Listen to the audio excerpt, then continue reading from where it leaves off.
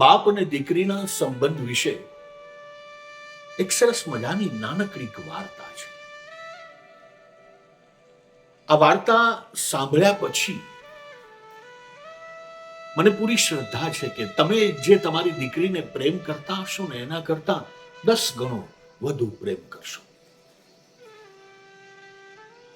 એક નાનકડું ગામ, અને એ ગામમાં બાપ, દીકરી અને એની માં 3 વ્યક્તિ રહે.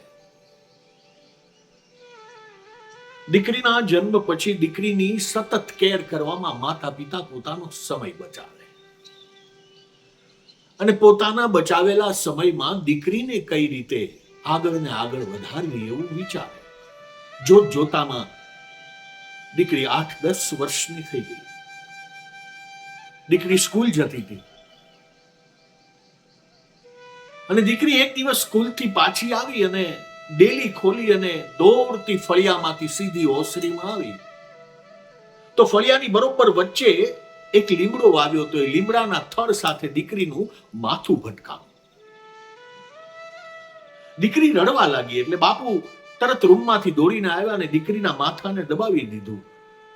દીકરીને વાલી કરી, પાણી પાયું.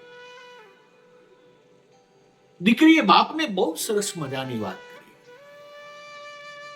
બાપુ, હું નાની છું ત્યારનો આ લીમડો આ ફળિયાની બરોબર વચ્ચે છે અને આજે મને માથામાં વાગ્યું એનું થડ. બાપુ, આપણા ફળિયામાં જમણી બાજુ આટલી મોટી જગ્યા છે, આ લીમડાને અહીંયાથી ઉપાડી અને ત્યાં જમણી બાજુ ખાડો ખોદીને ત્યાં વાવી દો ને. રસ્તામાં આપણને હાલવામાં કેટલી તકલીફ પડે છે.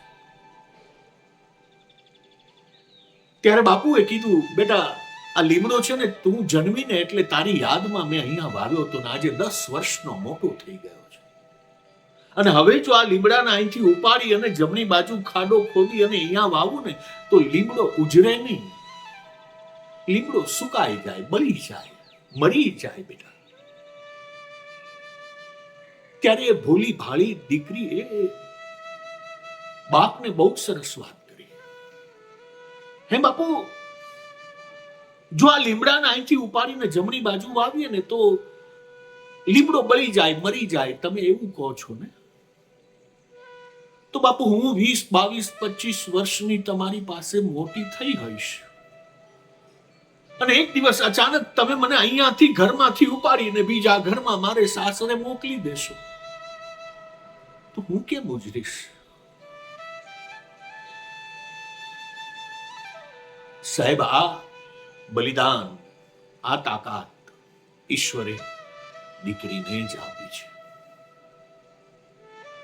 માટે દીકરીને થાય એટલો પ્રેમ કરી લેજો, કારણ કે ક્યારે પારકે ઘરે સાસરે જતી રહેશે ખબર નહીં પડે.